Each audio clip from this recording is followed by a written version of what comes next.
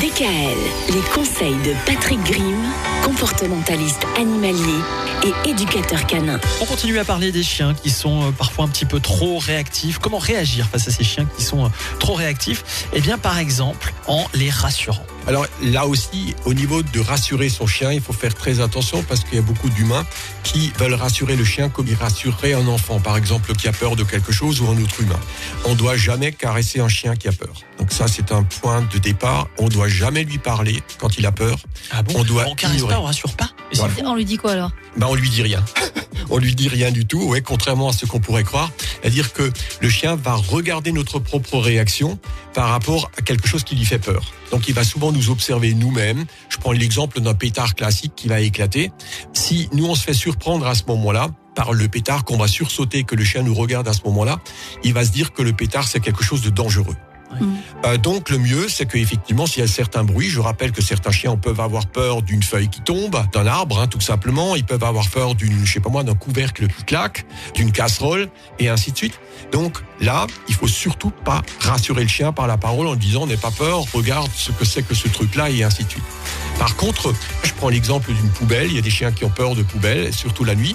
Donc, qu'est-ce que je fais à ce moment-là ? Je laisse mon chien à une certaine distance pour que justement il n'ait pas à affronter la situation de trop près. Et je vais toucher la poubelle. Je vais la manipuler. Je vais taper dessus. Je vais lui parler à la poubelle. Je dis bien à la poubelle. Oui. À la poubelle, elle va pas forcément me répondre. Ah bon ? Mais le chien va se rendre compte que finalement cet objet-là que je suis en train de manipuler, ça me fait pas peur à moi. Donc il voit que à partir du moment où ça me fait pas peur à moi, pourquoi ça lui ferait peur à lui ?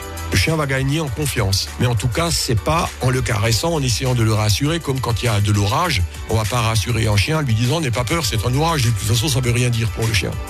Donc il vaut mieux complètement ignorer la situation pour lui montrer au contraire que nous, on est serein et que rien ne peut lui arriver. Donc un chien nous observe. Mais il faut qu'on le soit réellement serein. Par exemple, si j'ai peur de l'orage et que j'essaie de montrer que je suis serein mais que je ne le suis pas réellement, est-ce que le chien le ressent, ça ? Oui, absolument. C'est ça le problème.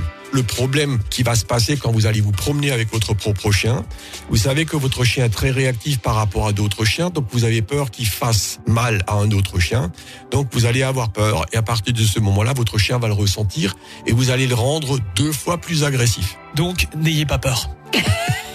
Tout à fait. Ça, c'est le mot de la fin. Ce sera la conclusion du jour. Merci Patrick. À demain. DKL. Retrouvez l'ensemble des conseils de DKL sur notre site internet et l'ensemble des plateformes de podcast.